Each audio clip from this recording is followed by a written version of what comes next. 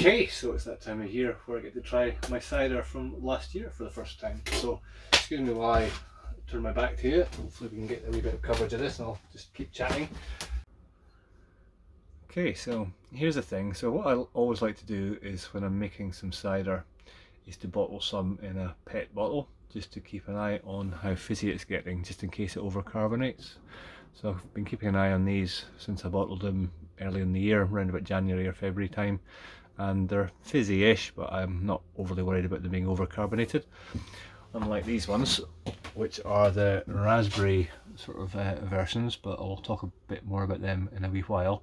But these are really quite fizzy. This is one we are going to try, and the other ones we're save for another time, but just leave it there. So we have 7 different varieties to try. Try not to get in a state like I did last year. Light green, 6.1%. Nice hiss. That's all fine, nice and clear.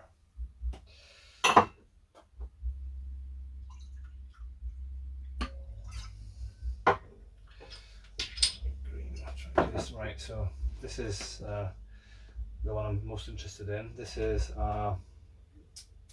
back sweetened with some raspberry syrup that I made. I'll chat about that in a minute. I was a wee bit worried this might be overcarbonated, but it looks okay, which is great. This is the only bottle of this that I have. There are possibly one other in the PET bottles. We'll talk about that in a wee while.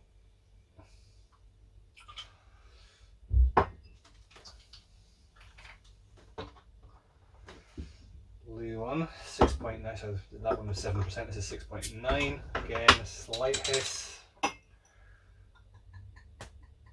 This is the raspberry. This is that traditional raspberry version where I basically just press the raspberries with the apples in a ratio of about 8%. 8% raspberries by weight compared to the overall literage, which essentially converts to kilograms very closely. 8% raspberries. This is my own batch with only my own apples, cider variety. Again, nice hiss. It finished very sweet, 1012, which is unusual for cider. It normally ferments right out. So in terms of back sweetening, I didn't add anything for back sweetening for here, or very little. That's a bit, it's a smaller glass right enough, but smaller bottle rather, but a bit cloudy, murky looking. Disappointing. Again, metallic orange. It's good to have different coloured caps. It kind of keeps you right, as long as you keep your notes right.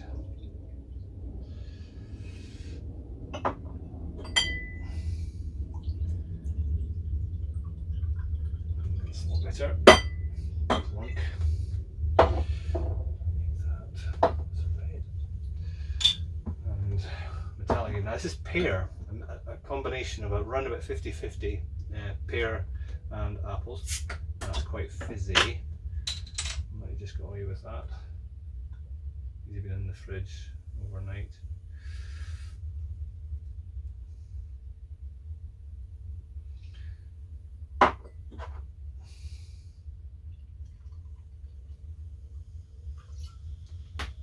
Nice fizz. And last but not least, bronze at 6.8%.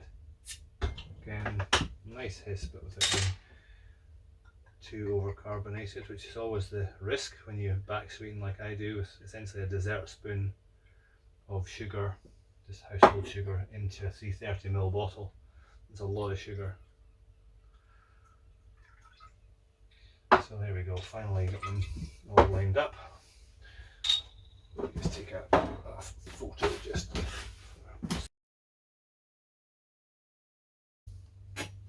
So, anyway, cheers.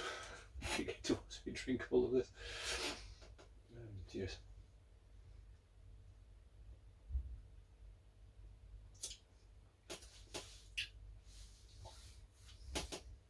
Absolutely fine.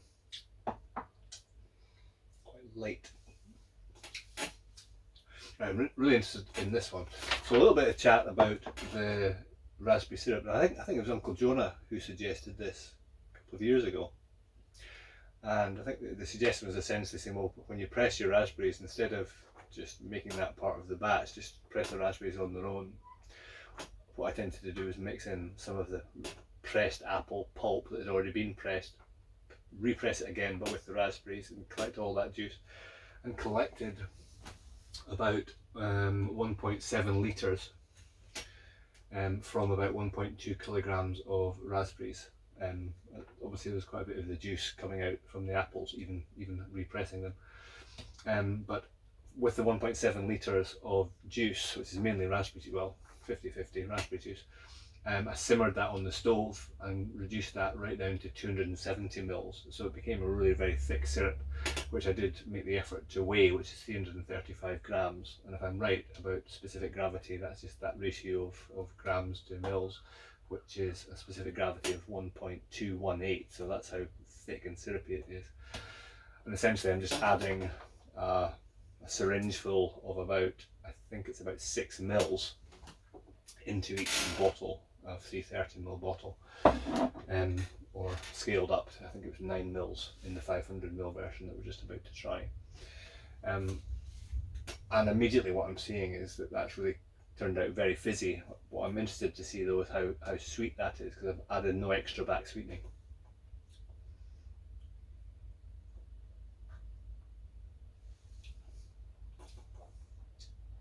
Could maybe have wished I had. You definitely get that raspberry flavour, but I think that misses the sweetness.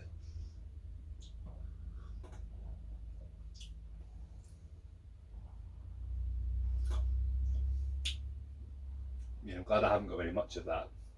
So I've just been experimenting really. I mean, there's a really great advantage of doing this in that you can make your syrup, your raspberry syrup, and then just say, right, for any batch of cider that you make, you might just say, you know what, I'm going to just fire in some of my syrup into a handful of the bottles as I'm bottling it, which is essentially what I've done with those 275 mils. I've used up all of it, but I don't think I had as many. Anyway, it was an experiment of sorts.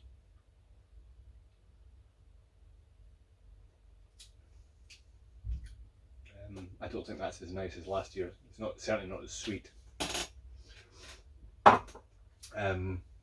This is the raspberry cider like I would normally make it, which is basically just taking the raspberries and pressing it with the apples and then just fermenting it out, and you get what you get. And this has been back sweetened, I think.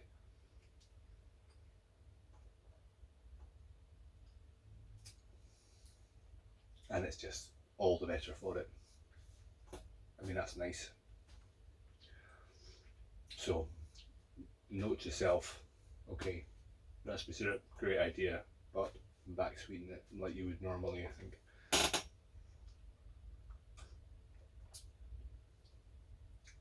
Yeah, decent enough.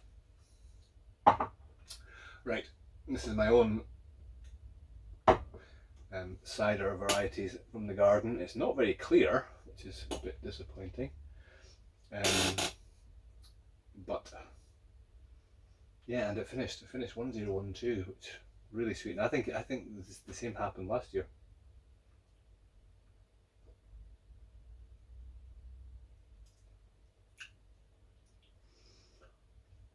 Oh, it's still very tasty though. A little bit lighter. Obviously, it's finished 5.7% rather than nearer high 6.5 or 6.9 or whatever.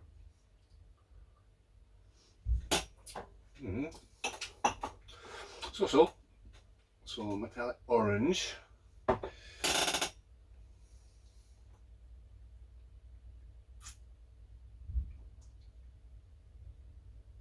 That's quite tasty.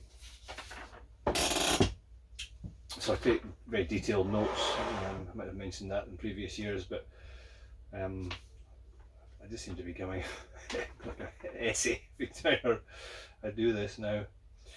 But it's good. It lets me know where the apples have come from, and you know, when I've pressed them, and what my yield, my batch size is, and what the final gravity is and how much I back sweeten and everything. So these are good notes to take as you try to get good at this hobby.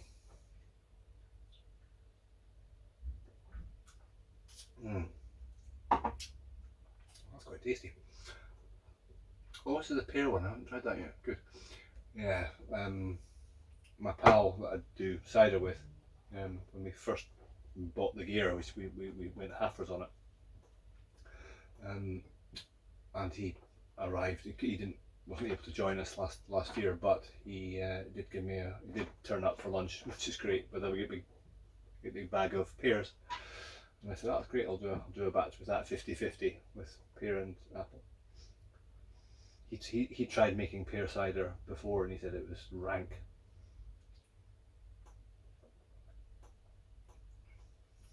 Although I think I may be right that this version, yeah, it's a shame actually, because this is the pear version, but also with a raspberry syrup added, so it's not really a very fair reflection of what I was wanting to try.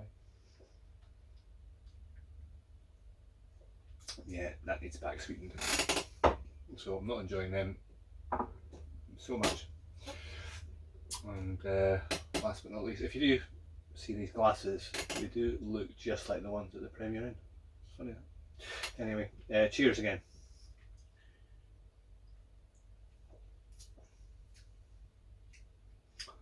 And now by this stage they all just start to taste the same. But the back sweetening is working a treat. It's nicely carbonated without being too fizzy. One of these days it will stop raining and maybe I'll be able to enjoy some cider in the sunshine. But anyway, on the whole, still really enjoying the hobby, obviously really enjoying the cider side of things. Got a brew day tomorrow, making a New Zealand Pale Ale, 4.7% I think is what we're aiming for. So looking forward to doing that, and keep you posted. Okay, bye for now.